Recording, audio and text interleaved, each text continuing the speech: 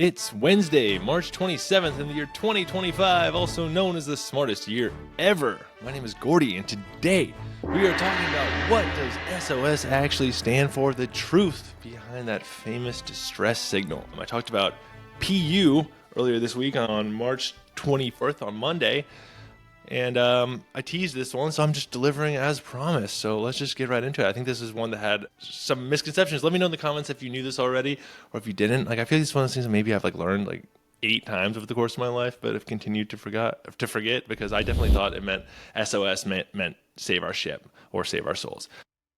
But as you'll see, I was wrong. Let's get right into it.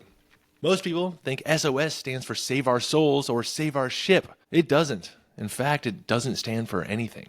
The famous SOS distress signal isn't an abbreviation, it's just the easiest Morse code pattern to recognize. Back in 1905, before radio distress calls were standardized, ships used a mess of different emergency signals. This was a problem, especially when different countries used different distress codes. So in 1908, the International Radiotelegraph Conference, they picked a universal distress signal. ... Maybe I can play it for you. Maybe not, though. Here's what an SOS sounds like in Morse code. Why SOS? Well, because it's simple, unmistakable, and easy to transmit. S and O, those are different. Dots and dashes, those are different. Even if your radio signal is weak or your Morse code skills are awful, ... dash, dash, ... Pretty straightforward. Pretty straightforward.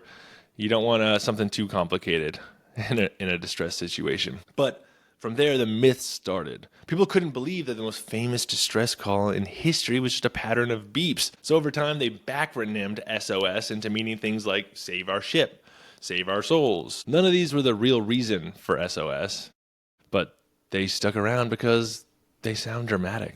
It sounds a lot more dramatic.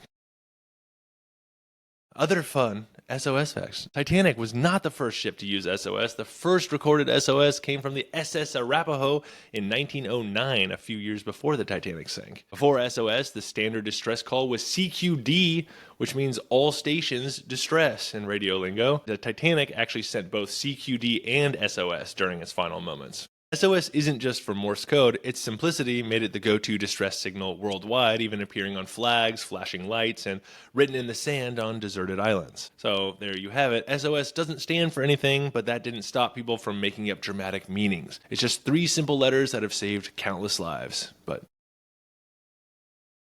I guess it just wasn't good enough without all those fancy words. Thank you to all my sources, which can be found in the YouTube description. Please leave me a comment, follow, rate, like, subscribe, all of that. Share it. Say hi today.